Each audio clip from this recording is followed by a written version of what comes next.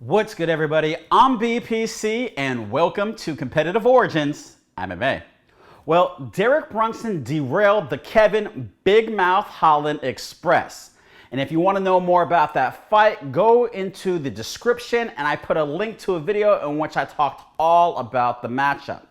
Now, before this fight, he had stated that, he had beaten Elias, he had beaten Ian, and beaten Edmund, and he wanted to face somebody that was higher ranked than him. If he got the victory, of course. Now, I wanted that for him as well. I think it's well deserved. I believe he's on a 4-fight win streak now after derailing the Kevin Holland train as well. So, we got to give him, somebody above him finally so he can work his way up the rankings and eventually, hopefully, get a title shot. Now, in regards to the ranked fighters that are above him, well, Robert Whitaker, the #1 ranked UFC middleweight fighter, has a fight with #8 Kelvin Gastelum. And then you have #4 Darren Till, who's going up against #5 Marvin Vettori. And then there's #6 Jack Hermansson, who's facing off against #12 Edmund Shabazian.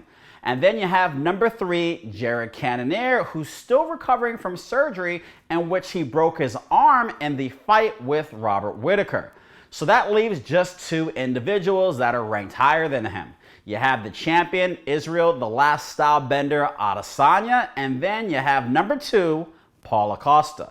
Now, I doubt the UFC is going to be willing to put Derek Brunson in a fight with Izzy. He's #7 and he'd be facing off against the champion. Now, crazier things have happened in the UFC, but I just don't quite see that going, in favor of Derek Brunson at the moment as far as them putting him in there.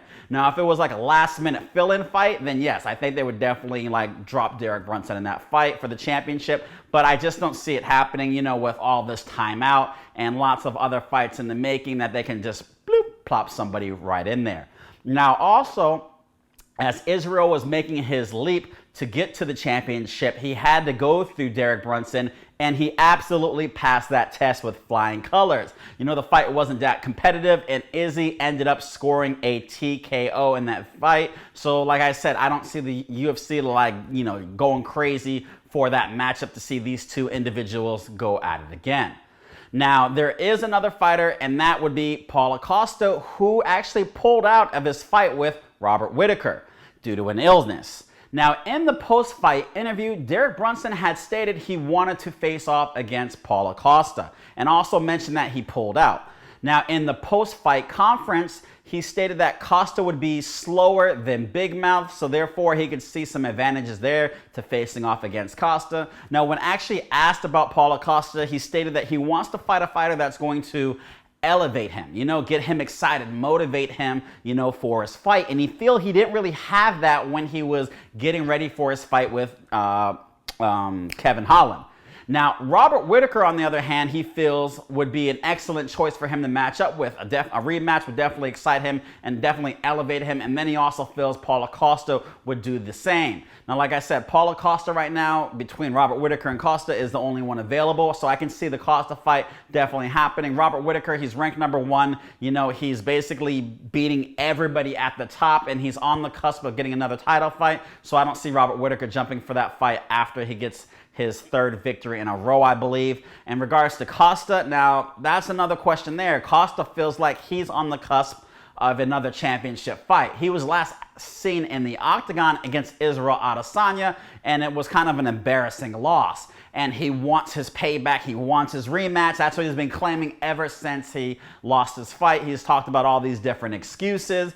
And at the end of the day, he just wants his fight, And as we all know, sober Costa is undefeated.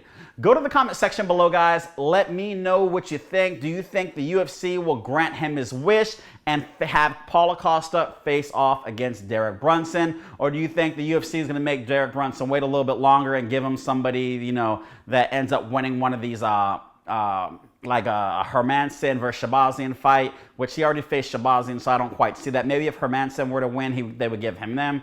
or maybe if Gastelum were to take that L, maybe they have him face off against Gastelum, or maybe the loser of Tilla Vettori could be the individual that he ends up fighting. There's all these different possibilities, but like I said, I would really like to see him get that matchup against Paulo Costa. If you guys do too, let me know in the comment section, and if you don't, let me know as well. And if these two were to face off, who do you actually see getting the victory? As we last saw, Derek Brunson is not going to just stand in there and trade. He did it for a tiny bit with Kevin Holland, but he basically went to what works, and that's the wrestling. And if I see him, if he's the face up against Paulo Costa, I think he's going to try to utilize his wrestling rather than just stand there and slug it out like Costa did in his fight with Yoel Romero. I definitely don't see it going that way. Like I said, let me know what you guys think. Go to competitiveorigins.com, type in promo code MMA106 so you can get this Competitive Origins, whatever it takes t-shirt. Thank you for tuning in today, guys. I'm BPC, and remember, you've been competing since conception, whether you're competing against yourself or others. Competitive Origins.